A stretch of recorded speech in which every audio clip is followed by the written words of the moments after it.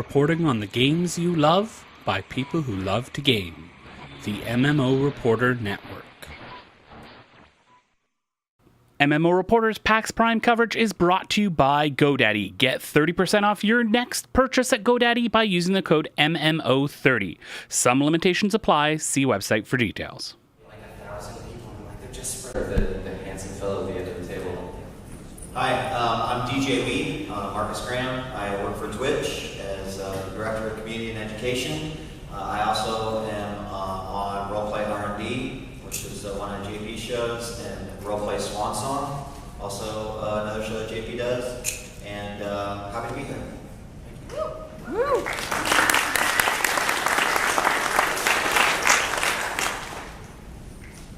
I'm JP McDaniels, also known as djP on Twitch.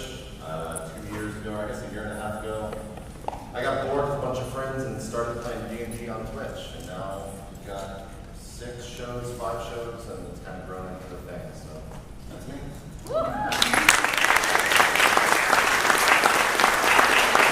I'm Nolan I'm one of the 3 co-creators behind Roll20.net. We started a virtual tabletop on Kickstarter in April of 2012. We had 1,500 backers. We're going to hit 600,000 people next month using the service now, so it's been a fun ride so far. Nolan is also why Breaker is dead. I thought we weren't going to go there. No, it's your fault. That would be really fast. Yeah, let's get it out there. I'm Adam Koebel. I'm the co-creator of a little role-playing game called djWHEAT. I also GM Swan Song, and just started a new show called Being Everything Else, about how to be a better game master or space master or whatever kind of master you want to be. And I'm going to be the game master of this little panel. So why don't we talk a little bit about our experience with playing role-playing games online? I mean, JP, you started to do a little bit. What's the first game you played online? What kind of tools did you use to do that? And did you start playing on Twitch, or did you play privately first? I think before we did like our first official show, we did a test cast or a test show with Neil, Jeff, Jen, and Ryan, which was the original show, which is called RollPlay, which is now Saul. And I think it was the second time I'd ever played D&D. The first time I played D&D, I was 17. I thought it was for nerds, which really it is for nerds. I was correct. Yes. And then I got into it, and I think I actually died in like the first 5 minutes, jumping off. Yes, you did, right? Yeah. So it was right in line with like where I was going to go in the next couple of years, killing characters every show.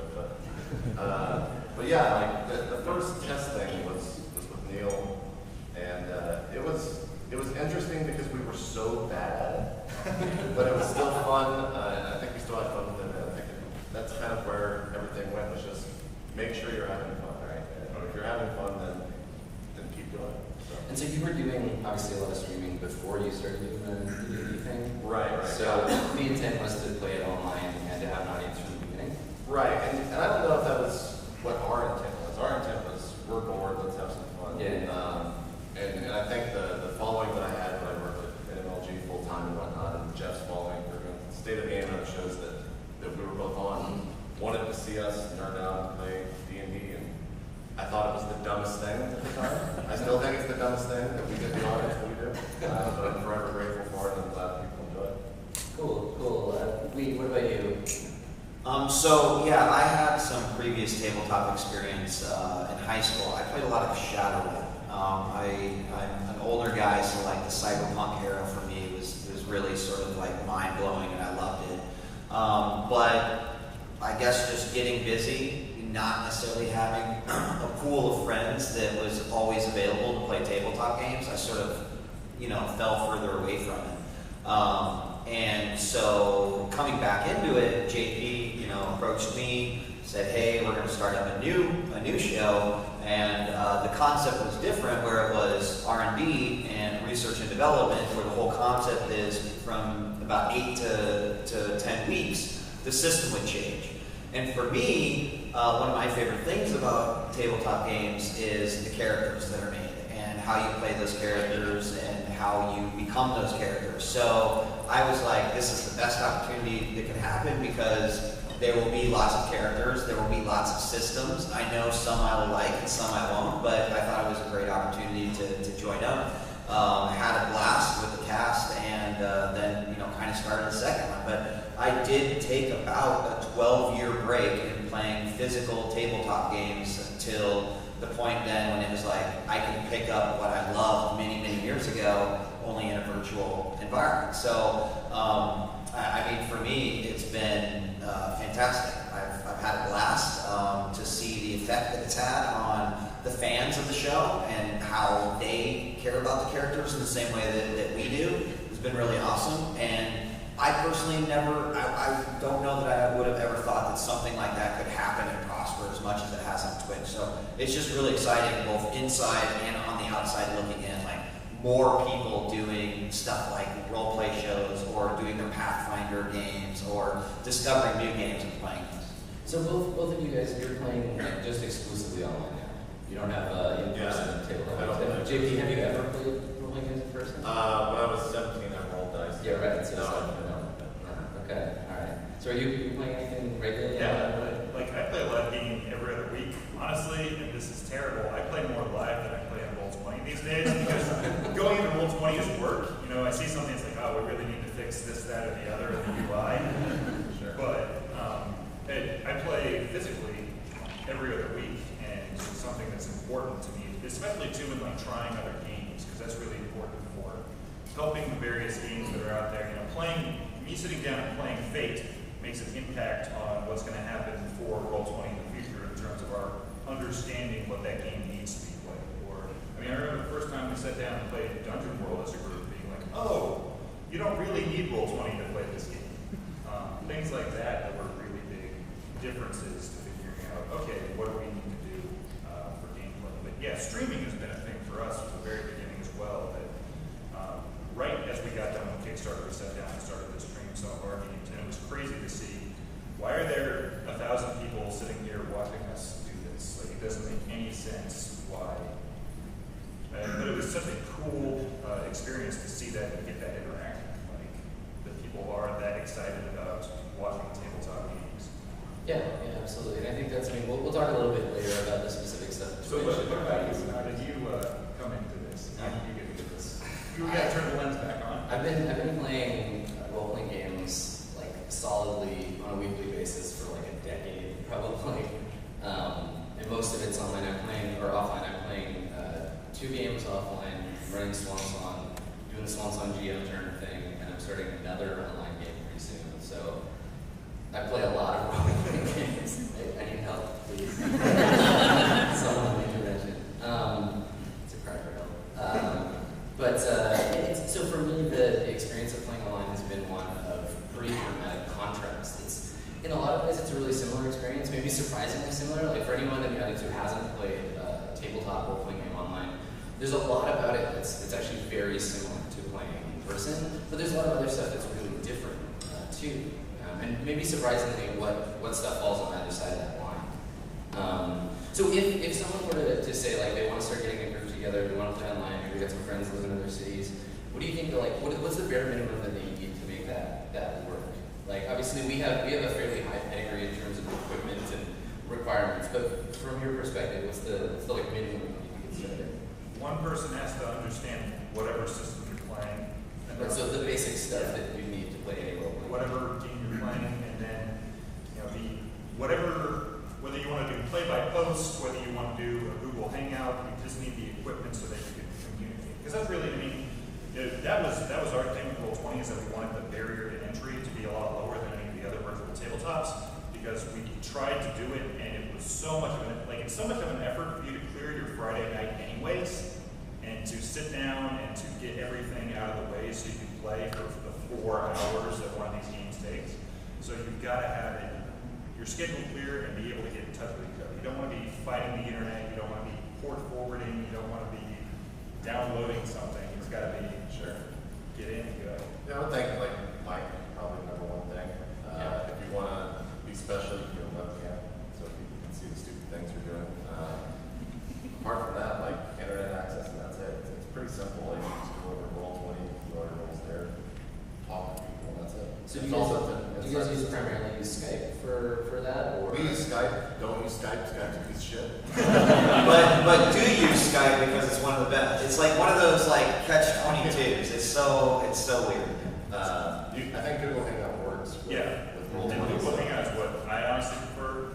And then actually, Roll20 has a built-in WebRTC that actually works really well, depending on where your players are located, because it's peer-to-peer, and that'll give you some trouble. Yeah, so barrier to entry pretty low if you want to get started. So, I mean, that's assuming you have a group to play with. What if you don't? What if you're like, I want to learn, like I'm watching Saul, I'm watching Swan Song, it looks like these idiots are having fun. I bet you I could have idiot fun too. How would they go about finding other people to play? Like, what would you suggest to connect to that? That's the harder question there. Well, I think you guys have Yeah, that system. so our matchmaking system needs more. We didn't get, when we got into this, it was how do Richard Riley and I play games, not how do we become the Match.com of role-playing. This has really been where things are going. I want the match to come. That's what people want now. It's like, well, not everybody was perfect when they showed up for my game. And it's like, we didn't know. Like, You give people 5-star ratings. Yeah. And things like that. But in that regard, this is the thing. But as far as like finding people, I look at the resources around it. Yeah, I'm biased to our forums and our local group system, but Reddit is a really great place to go and find other folks that are interested in communicating like that. Or even things like every week there's a hashtag RPG chat online that people are there discussing games and what they're into and where to go. There's a lot of ways to find people online. It's just a matter of putting yourself out there in a way that you're comfortable. I just want to, I mean, JP, I don't know if he's just too humble to mention it, but I mean, watching a lot of his community, I see group creation happening all the time. Live during the show, on his subreddit, hey guys, I want to start a Stars Without Numbers group. Is anyone interested in playing? That's true. I mean, that is probably, if you're interested in getting into it, you know that some of the shows that already exist on Twitch have community members and people that are interested in that content, and maybe they want to try too. So, I mean, I think like every other week I'm seeing, they're not necessarily all broadcasting it. They're not saying, I'm going to make the next roleplay, I'm going to make the next whatever, but they want to at least play in a virtual environment. And they're finding people during these shows, after the shows, in the discussion of the shows. So that's one outlet, I think, that works quite well as well. Yeah, I think that, and that's something that kind of surprised me. Like, as soon as we started doing Swan Song, there were a ton of people just in the chat talking about like, oh, this looks really fun. Like, let's get a group together. So there's lots of venues. Like Nolan mentioned, Reddit is huge for this stuff. Twitter. It's pretty easy to find people to play with. Now, whether you're gonna mesh with those people or not is going to be a whole other question. Because the internet is full of terrible people. That's not our job. We're just going to put you in touch with those horrible people. You got to weed them out yourself.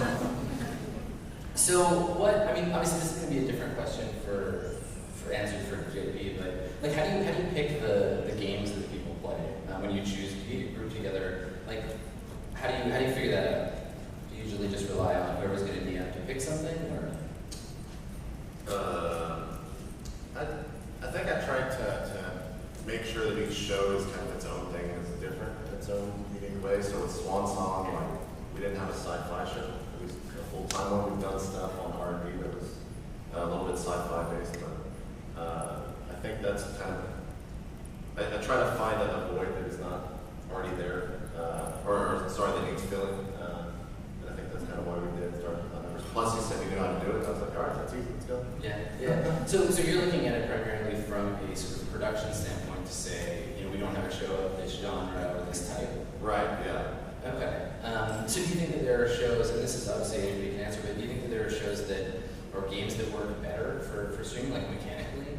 Like, do you find that it's easier or harder to play different games online? Like, I mean, you mentioned Shadowrun. Yeah, so actually I want to mention that as an example, because for R&D, we've been talking about, Shadowrun would be a lot of fun, but like 5th edition currently is like, oh my god, it's really crazy. I played 3rd, so it's a hard decision because we have 10 weeks, and in R&D it's a little bit different because there's a guest, and it's better to find systems that are you know, you can play and sort of get comfortable with the system, whereas like Shadowrun can be a bit, you know, technical, a lot more dice rolling going on, a lot more counting, and a lot more just stuff, skills, classes, etc. So sometimes in the shorter form ones, it makes more sense to go with lighter systems. But on the flip side, Shadowrun's like such a great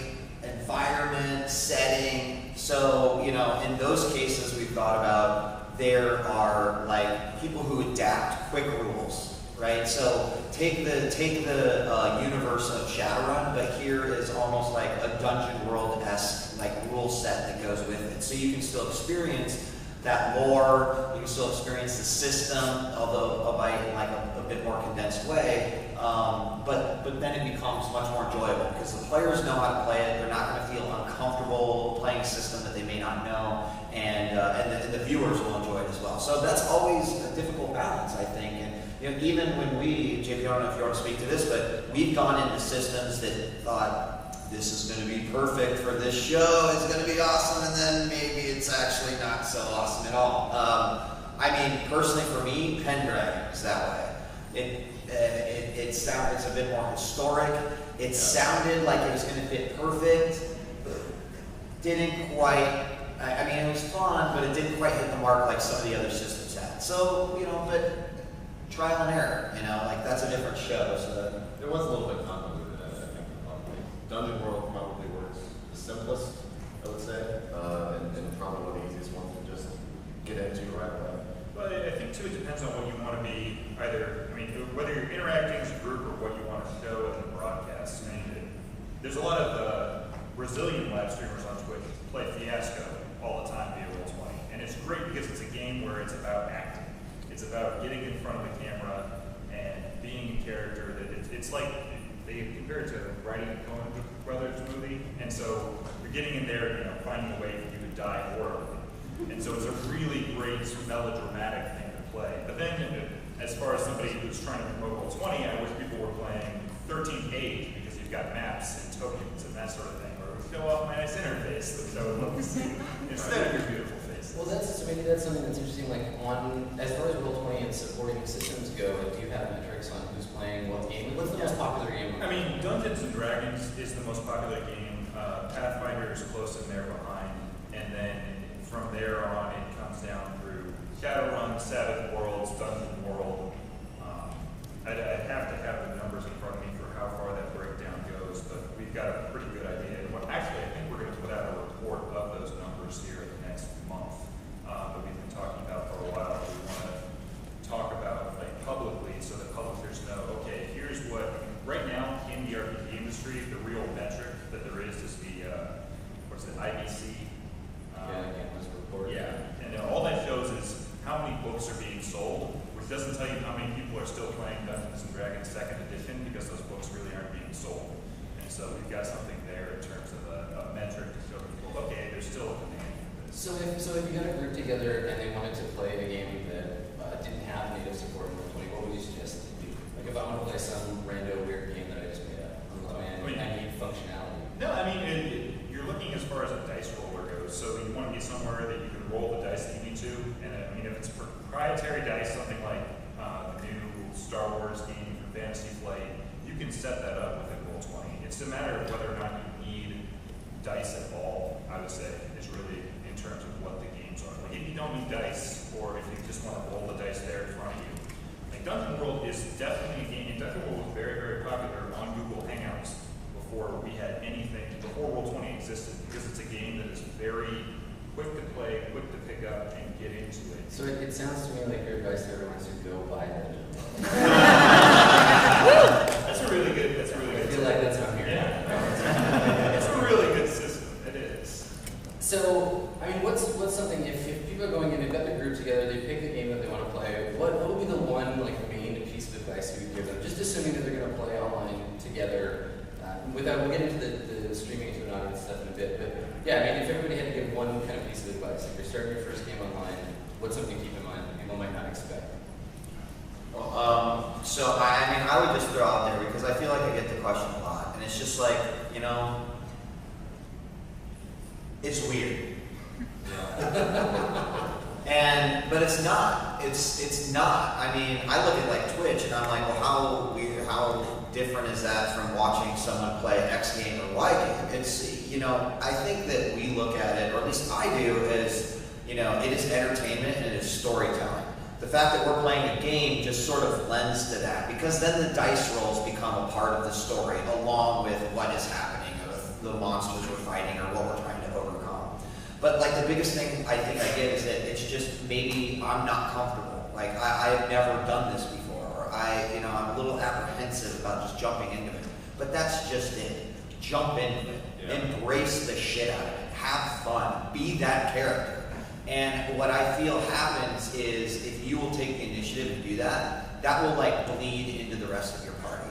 They will see, oh my gosh, he's being really, passionate, he's having fun. You know what? I'm gonna do that too. So there's no doubt, like I feel like when my character is doing well or doing something exciting in the game, like that rubs off on everyone else. Or something else is happening in the game, like it rubs off on me. Like that jumping into it and just diving right into it and not caring, doing silly voices or really just embracing your character, who they are. I think that's like one of the most important things. Don't worry about the mechanics of the system. Like your DM's there to help you, the other players are there to help you. Don't let that make you more, any more discouraged or any, I guess just uncomfortable doing it. But jump in, like those folks will. I'd say even as a DM, keep in mind that keeping the game moving is more fun than keeping the game right. I think the rule of cool is something that's incredibly important in my role-playing experience. That if I don't have a DM who goes, "That sounds really cool, we should do it," I'm not going to spend 10 minutes looking up the rules. That really moves it along and makes it that experience that lends itself to what you're talking about in terms of everybody. It sounds to me like the opinion of someone who's never had 8,000 people telling you fucked a real life. That's something though, like in terms of like watching what particularly Neil does as a live streamer, like I love Neil. I think Neil's a lot of fun. I don't want Neil to be my GM. Like, it's true. Like he's awesome, but it's one of those things. Like I think that who watched Acquisitions Incorporated last night? Like that's what you want in terms of these live streams and stuff like. And I think that's the direction that it's going to end up going. Bringing in somebody like Adam is going to lend itself to that. That we're going to see more and more of these live streams in the future that are more like whose line is it anyway than watching the game down the street that somebody's playing in their basement. Well, so that's an interesting question, and maybe like JP, you can answer this. I mean, how do you feel about like taking the perspective of the audience that's watching like a role-play episode? How many of them do you think are watching to watch people play a game, and how many do you think are watching to watch Wheat make a funny voice? And like as far as feedback goes. I don't really know. Like I have no way to track those numbers or anything. I think that people do a lot of the esports community, which is kind of where most of the people on the roleplay show come over to see us do stupid things on a stream, whether it's we playing a female on every show that he's on for some reason, and which is totally fine. We do a great job. But Jeff being angry because he rolled a 1 or something like that, and he stubs his toe, but Neil said he dies somehow. Like, weird things like that. So. And that's even with the numbers thing, as far as the way Neil GMs, there's a huge audience for that. Like on his subreddit, there are people who get into his home rules and stuff like that in a way that I can't. When you have like 100 post thread on Reddit about if a combat shovel is real or not. Yeah. Oh my gosh, that combat shovel. Yeah, it's kind of ridiculous. So yeah, I'm not sure if I can answer that question. I don't know exactly if people are tuning in for us being weird on stream, or I think a lot of people honestly will watch the show as if it's a TV show, because how much there is right now. I think there's like 400 plus hours, so they'll sit there and marathon it on Netflix or something like that. Yeah. So they might just be interested in the story of things. Cool. So once people have got their group assembled and they've been playing online, maybe they're getting comfortable with the venue. Now maybe they're thinking, okay, other people might want to watch us play the game. We think we're pretty entertaining. Maybe someone else will. Where should they start with that? Maybe you can. So I've actually talked to a couple groups that have, been, hey, we want to start our own game. We've already got an established group. We aren't really sure about the streaming thing, but we'd like to try it. And I always suggest to them, have your DM run you through like a pilot, right? Like have your DM run a show as if you guys are going to do it live, and maybe even stream it. It doesn't have to be a larger part. Yeah, recorded, right? It doesn't have to be a larger part of a campaign. But I've even suggested, hey, you can use that little pilot, that 1-2 hours you play, to also teach and get the players comfortable with the system. So then, when you do episode 1, everyone sort of has that first show jitters out, and everyone has at least some level of comfort with the system. And I feel like both of the individuals and groups that I've suggested to come back and said, greatest idea ever, because it was that first show. What do I do? There's a lot of times too where like there's 4 people on the show, and maybe JP's character is off doing something else. So you're kind of like this idle character that's just sort of sitting there. It can be a little weird. You're just gonna wait for DM to come back to me, but you wanna be paying attention, you wanna make sure you're keeping up the story. So I just feel like that one test run can do so much good in just preparing the DM and everyone else for technically what will happen, what happens in the game, and then you can really just jump right into it. So consider that even though we've said just jump into it, do it. Jump into it, maybe record a pilot, and then get feedback from your crew members. What do you guys think? Should anything we should change? Anything you didn't like about what I was doing? Whatever. But also it is very important that the DM is kind of like taking control, so it gives them a session to kind of practice that and keep a flow going. That's my advice. So how would you suggest people build their audience once they go? Like, how do you get famous on Twitch, Davey? I mean, kind of going outside of role play and everything, I think that consistency is the number one thing. Make sure that you're doing it week after week, or setting a schedule, or making sure that everyone knows when your show's going to be live. And probably like the one tenet that I think reaches across all of streaming is make sure that you're having fun. Because if you're having fun, the audience will see that you're having fun and they'll want to watch that. And that kind of goes to the role play shows too. If Jeff is sitting there and he's got a frown on his face for whatever reason, Because he's Jeff. Because he's Jeff, yeah. Probably like almost every time that happens, there's 20 comments in the chat like, is Jeff okay? Is Jeff asleep?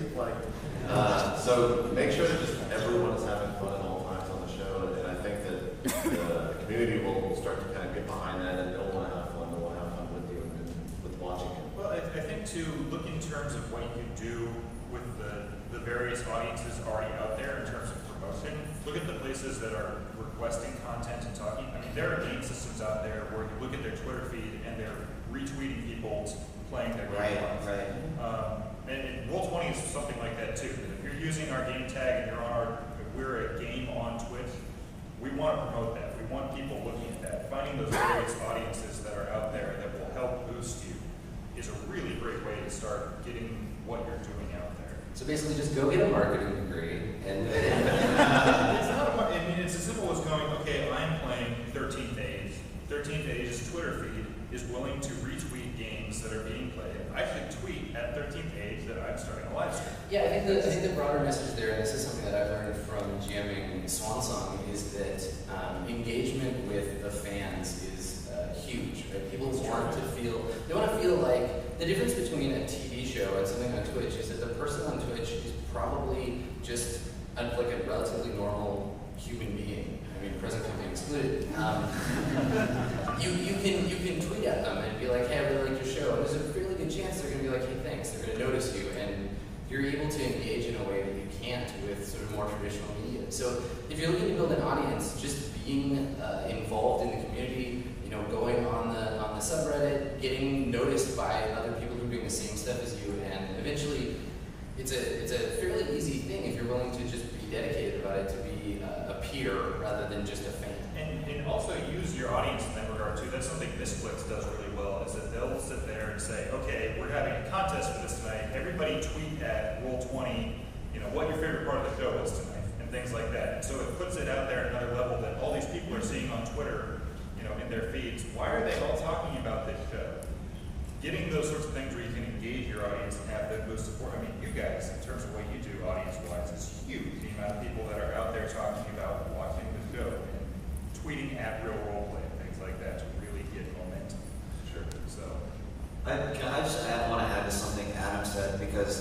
what's happening in Swan Song is like pretty unique in that obviously there's the show, it's the GM and the players, but then Adam and Steven have sort of the supplement, the GM's turn, right? Yeah. So what I do is, and this is completely startling to me, but when we started talking about the show, there's a component of Stars Without Number, the system that we're using, and I'll try to not nerd out too hard about this.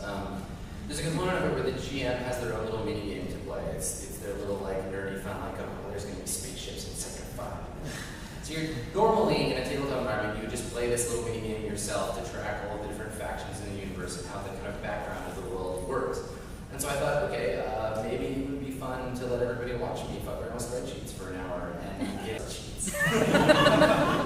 Which is really cool, because people will engage with that content when you make it, right? Like, people get so invested in the show that they want to see as much content as possible, and so they're making fan art and they're making stories. Like, your Reddit explodes after every episode with like posts where someone will just be like, here's an NPC I just made up and here's a little story about them. I think it's crazy seeing the half hour before you stream, like you just turn on music and how many people will just show up to hang out and listen to the themed roleplay music and talk. Yeah, so not to step on your point where you couldn't finish, but that's the frame for that, is there's this supplemental show. Yeah, where I wanted to go with that is that, you know, Twitch is, and a lot of this content that's on Twitch is a lot about trends. And I think that one of the sort of newly discovered trends as far as tabletops is concerned is this. Like, right, there is potential for audience participation during a show, but sometimes it's really hard to work in with like the flow because there's always something happening. But to then extend the game to the audience outside of the game so that they can be a part of it, they can adversely affect what's going on. I mean, I feel like that's been one of the most amazing things that I've seen. And the fact that someone from the audience could come up with a good idea and then Adam can go, sweet, we're incorporating that. It might not be next show. It might end up coming back, you know, 2 months from now. But the idea that that was almost user-generated content and then you get to play with that, I think that there's something to that. There's a future in that. So as you are growing your shows or growing your community, you know, consider if there seems to be a demand for that, maybe that's a supplemental piece of content that you could make where you get the audience involved and how their involvement works that has an effect on the live show. So when you're playing a role-playing game online where you have an audience, it changes the way that you play that game. Like I'm already noticing with Swan Song that I GM it differently than I would because of the pacing and all of that. But there's a degree of like a lack of control of that content. You know, like do you ever worry that someone in the group is going to say something like really offensive or like, you know, because you don't have control over your players, and in a tabletop environment, if someone says something really shitty or like upsets another player, like what if you have a meltdown? How do you handle that? Do you talk about it with the players beforehand? Do you just assume everyone's going to be decent? Well, I kicked the guy off the show in the middle of it, so I didn't handle it. Oh, okay. But yeah, I think that if those things happen, then just finish whatever you're streaming off, and then have a side conversation is definitely the proper way to handle something like that. But most of the time, I think if someone says something that is not proper, they'll either feel the mood of the entire show kind of swing, or the chat maybe just start destroying that person. Like, yeah, I think that things will kind of happen on their own, and definitely pulling the person aside afterward and saying like, hey, we're not comfortable with that, or don't do that again, or something like that. And so do you think your threshold for that is different because you have so many more people to be accountable to? Maybe, yeah. I think it kind of changes honestly from week to week. As I go into a show and maybe someone will do something that is kind of ridiculous, but I think it's okay in that show. And then in another show it might not be, just kind of what fits the mood and the tone of the show. So you touched a little bit on incorporating fans into the show, getting really like into character, trying spreading that enthusiasm around. But if you guys had like a single sort of piece of advice for making a show fun to watch, not only just to play, but fun to watch, what do you think that would be? You know, you still have to imagine, like, it's different when you're playing on a tabletop with your buddies, because you're kind of entertaining each other, you're having fun. But in a virtual environment, you have to consider that there's this audience that's observing the table. And in doing so, and this is partially because of a lot of the other content that I'm involved in. Like I want to be entertaining. I want to be a part of the story.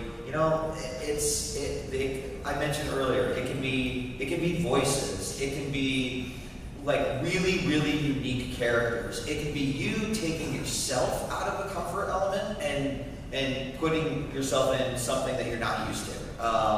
Like I find it incredibly challenging to play female characters like all the time, but I really like it because it lets me sort of up my entertainment level. Because first off, people are like, "Yo, Wheat's playing a chick. This is hilarious." But at the same time, like it means that I can play to my character and I can be entertaining in my choices or how I choose to react with the other players. I mean, it's so hard to say, but you have to know your audience, right? If I'm playing with my friends, I might not be going full-blown into a character voice or singing songs or doing whatever, because I feel like that is something I'm doing to try to increase the entertainment value of the show. So buffoonery then? A little bit, but it is, to me, we are playing a game that it is storytelling at its best. That's why I love Stars Without Numbers, because I just feel like it really is just a story that is unfolding, and I get to be a part of it. I feel, and you asked earlier, like, why do people watch the show? I think there, of course, are people that are like, hey, I just like tabletop games or role-playing. I like the way this guy GMs, and I feel like I can learn something from them. But I do feel like there is a big storytelling, entertainment aspect to why a lot of people watch this. And that means that your GM has to have a good story to tell. And that also means that your players have to be willing to go into that story. I guarantee you there's been situations before that I fucking hated. That I've just been like, why? This is dumb. But you have to figure out, how to stay involved, have your character be involved with it, and maybe there's been interesting things because for the first time in an RPG with us, we've had morality debates about, and specifically in Swamp Song, there's this whole morality arc about an AI, and that's amazing to me. And the way that the characters had different thoughts on how this should be approached suddenly created this brand new story.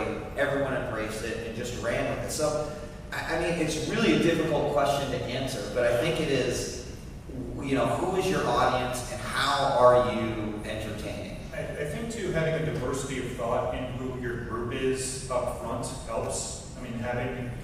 You don't want a group that's entirely class clowns trying to one-up each other. Sure. You want a group that's got, that's well-rounded and has different points of view that they're going to bring to the table, and that's going to help you a lot to make it an experience that isn't just. The first time we streamed something from Roll20 Live, the GM of my live games tuned in and watched it, and he said that was all the pros and cons of watching a 4-hour game of Dungeons and Dragons. And that's not a good thing to some extent, but it worked. For as far as Roll20, it seems like, all right, it looked like it was playing Dungeons and Dragons. But to have a show that you're producing, you need. Think of any show you watch. It's not 4 clones of each other sitting there having a conversation with each other. The more diversity that you've got in terms of attitude, the better. That's definitely true when it comes to staffing a show or bringing on a guest for R&D. I think the 3 of us on R&D will take a back seat most of the time if the guest is going to be, a Jesse Cox. If he's going to be super into it and really into his character, we can kind of understand that and recognize that and take a back seat. But definitely having archetypes, like you're saying, for each of the players is something that I've noticed as I've started to build more shows. I'm kind of known as the troll in almost every show that I do, and I've started to recognize that more so lately. And so the next character is going to be hopefully the good guy, right? But then I'm going to be the good guy troll because I'm doing everything good. So I'll be a paladin asshole. Yeah. So I think it's important when we're talking about diversity of cast to think not only about your diversity in terms of what kinds of players you have, but just straight up diversity. You look at the panel, we're guilty of this as much as anyone, but gaming is, there's a lot of very visible white dudes. So when you're casting a show, think about casting women, think about casting people of color, get gamers that represent people outside of what people think that Dungeons and Dragons is about. Because there are people in your audience who want to be represented. So think about that and do it. Get people on your show that are in those demographics. Not just to get more audience, but because it's beneficial to gaming in general. It's a diversity of thought. Yeah. It is what will pay off in the end. It really does make a difference. So before we throw it to the audience for questions, anybody have any closing thoughts on the matter?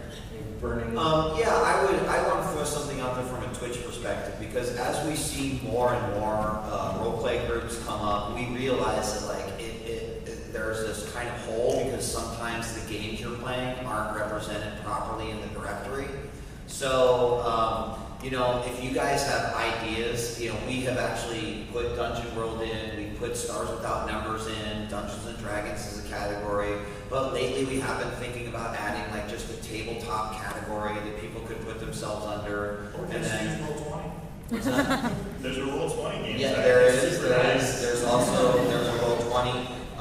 But if you find there's something that's missing that you think should be there, that deserves to have its own category, you can tweet me. We'll talk about it. But I feel like as this continues to grow on Twitch, I want to make sure that we are supporting you guys as far as discoverability is concerned. So fire those my way next week, and we'll add them. Trying to work more and more on just making sure that that is really easy as far as discoverability, and that you guys are getting credited in the games list when you're playing these games. So. I do think trying to go off, when you're not playing Dungeons and Dragons, not using the Dungeons and Dragons label on Twitch does have a benefit, because you're going to have more people find your stream because they're looking for other things. And I really do think that that's something to try out in terms of where you label yourself on Twitch. Cool. All right. Well, if you guys have any questions, I think our enforcer friend over there has a microphone. So, in the traditional fashion, I don't know, do you want them to line up, or? I would, yeah. If All they right, could line there you up go. right here. Be enforced. We'll go with you first. Hey, just great role plays, by the way. Love the shows. Thanks to Twitch for supporting everything. And it'd be also great to get a general tabletop RPG category, what happened with Game Talk shows. My question is that what myself and some other folks are going to be doing is doing non-traditional RPGs, so stuff that has absolutely no dice. It's all about just storytelling. There's a lot of RPGs that are just specifically set up to tell a story, and it might not stretch across multiple weeks. It's just each week there's a different story that you tell. So is that something that you guys think would work for an audience, or is that something that Roll20 is interested in supporting, or I'm specifically referring to apply here right now?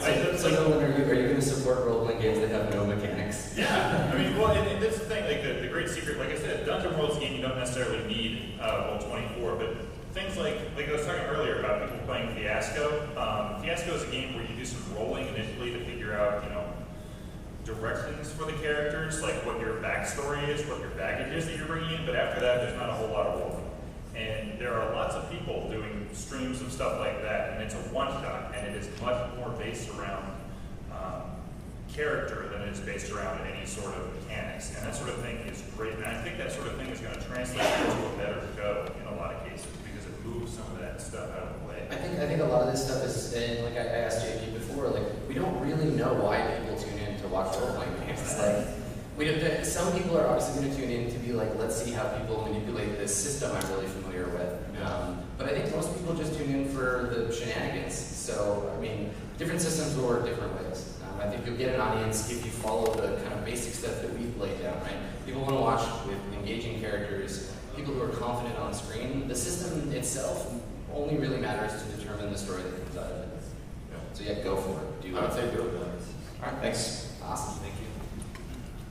Hi there. So I've been running games on Roll20 for the last 2 years as a forever GM. So thank you so much for having that sort of thing. It's really nice. One of the biggest issues I have is I really rely on the maps too much for describing things for me. And do you have any advice for how to essentially set a story better using words. Like, how do I leverage Roll20 for Play that? games that do that would be my advice. Try games that aren't going to depend upon a map. Dungeon World being a great example of a game that doesn't necessarily need the same sort of. If you're playing Dungeons and Dragons 4th edition, you need a grid and you need flanking and those sorts of things. But going and trying some of these other games where you don't need those mechanics is really good. It sounds really dorky, but try to just describe stuff in your head that's around you, right? Like imagine how you would describe a room to someone, or like just practice. It's like the game mastering is just like any other skill. Like you just gotta practice it, and yeah, like Nolan says, like playing games that don't let you rely on drawing everything out can help.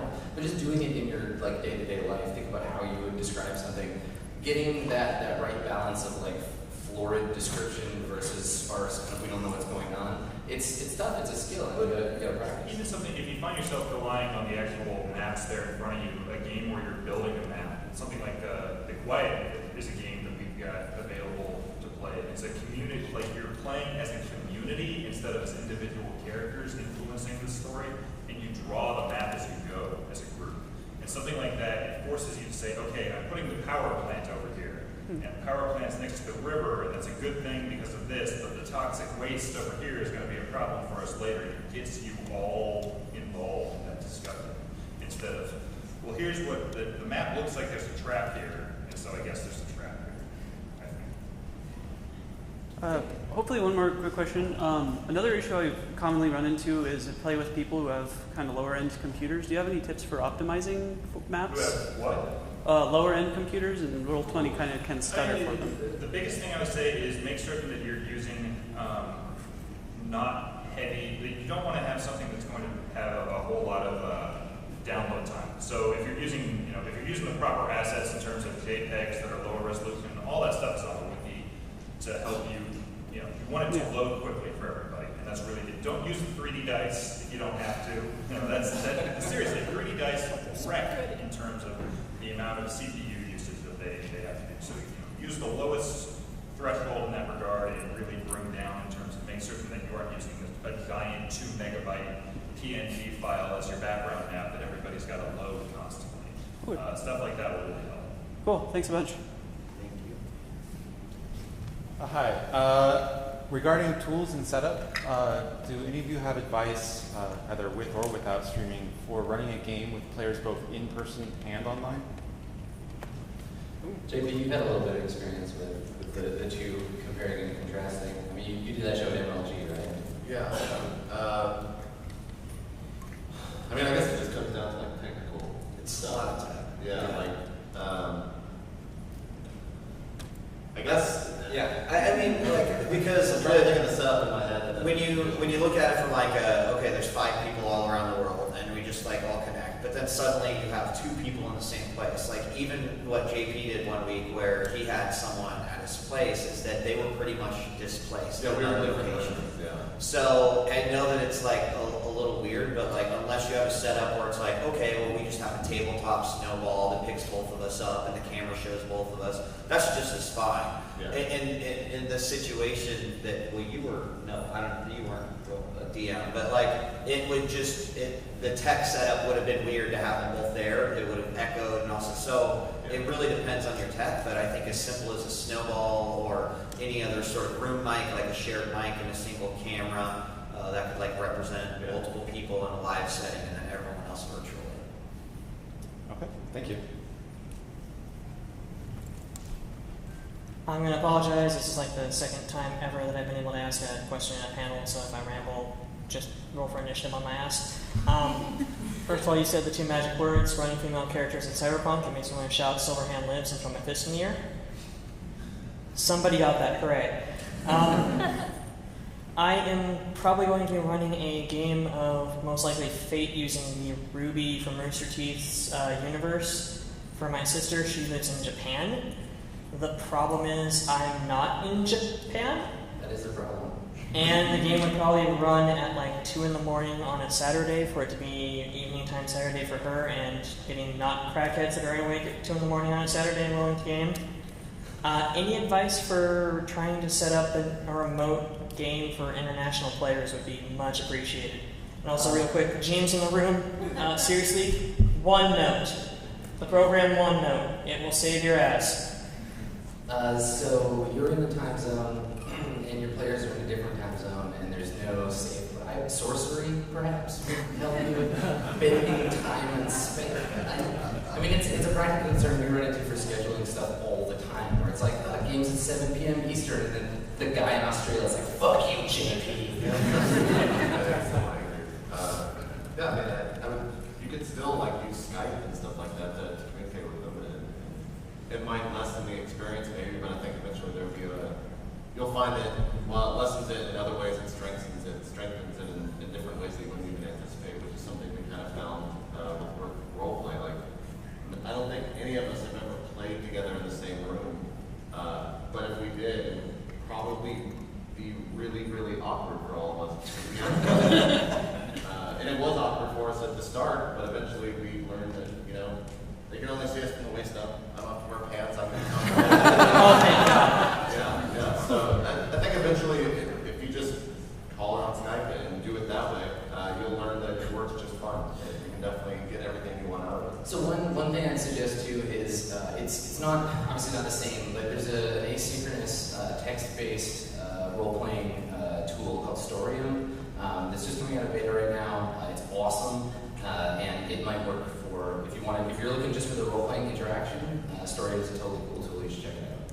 Would you recommend that over, say, trying to get a game through Roll20 or AG Plus Hangout? I mean, Roll20 at 2 in the morning, depending on, if we're talking about Pacific time, there's 2,000 people on play. There's people on all the time. So you're going to be able to find a group. It's about how far segmenting the group goes. Like, you're going to be able to find a group to play Dungeon World, but you may not be able to find a group to play Stars Without Number at that time in the morning, because there's just not enough of a population.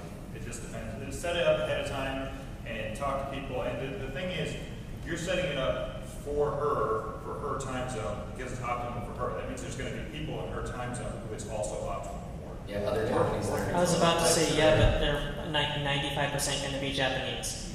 No, that's not necessarily the case. I mean, they may live there, but there are plenty of people there on base and stuff like that are playing. Yeah. There really is a community that is there and active all hours of the day now. It wasn't like that 2 years ago, but Even going on Roll20 on the forums or on the RD&D or anything, just making a post like, anyone out there want to play it so-and-so time with so-and-so system, you'll probably get responses, believe it or not. It might not be the best fit, but hey, there's probably more than one. Yep. You can kind of figure it out. Okay, thank So you. we've got 5 minutes. This lightning round our way through the rest of these people.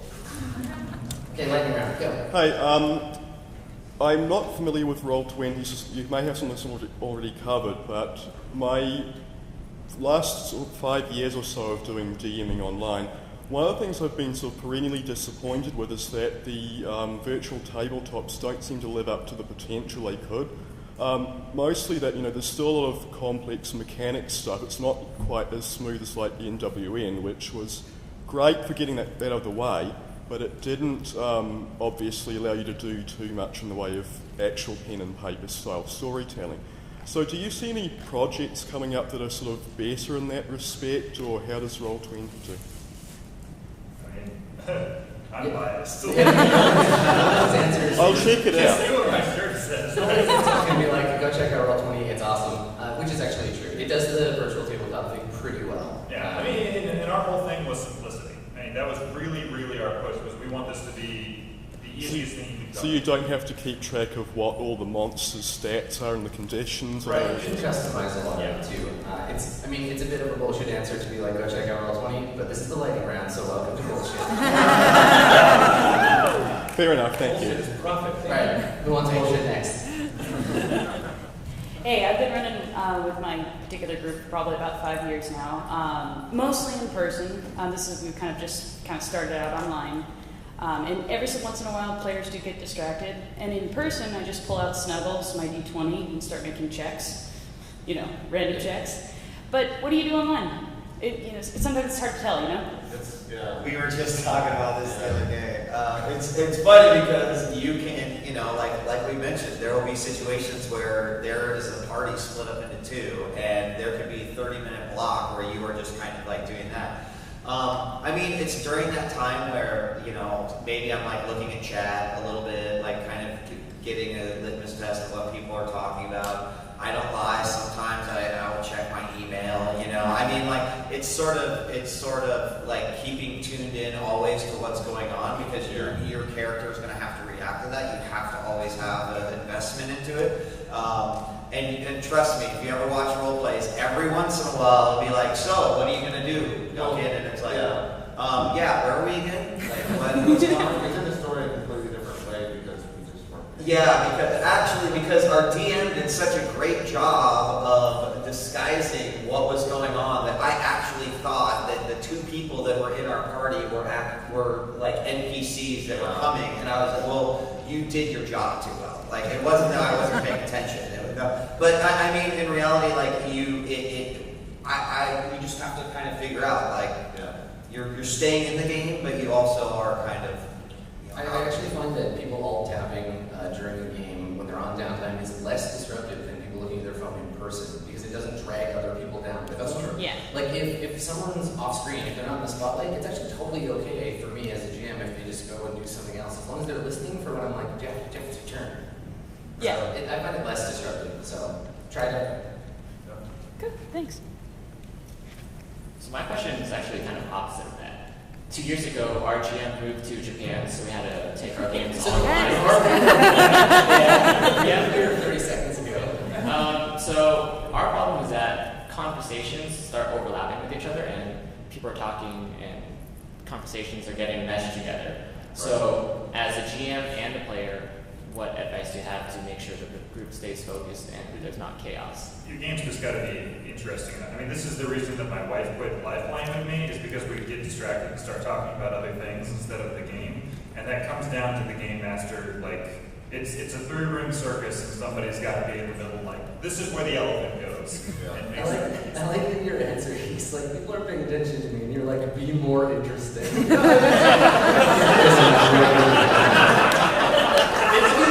You might be boring. But anything as far as, I mean, the person in front of you was talking about when they had those problems in person, they were like, do a roll check. You know, see as you're losing people, how to bring them back into the conversation. I think as a player, I think something that that everyone on the shows had to figure out was there's a rhythm when you're talking on Skype with one another. Like, they were talking in person, like, he couldn't have just said that in Skype, I wouldn't have heard him. But in person, I can obviously hear him, he's right next to me. So finding out when you can talk, when you can't, which sounds really weird, but it's actually something that you have to kind of struggle with at first when using something like Skype or Google Hangout or anything like that, is knowing when you can talk. And there's going to be pauses where people are kind of like, everyone's trying to jump in, but then you're like, no, go ahead, you have to have a politeness. Yeah, It's really weird. definitely. There's the respect. There's definitely respect. You know, like, you have to. You know, there's lots of times where, like, I want to act, but, you know, maybe someone else got in there, and it's like my opportunity is gone. I mean, there's a lot of overlap that could happen, but I think that having respect amongst the castmates, even with the DMs, is really important. Cool. Thanks. Thank you. So we've just been given the signal that we're time, but we're we'll be around. We'll be outside. If you have other questions, want to come ask us, because we'll have an audience for it. Thanks for coming, everybody. Thank you.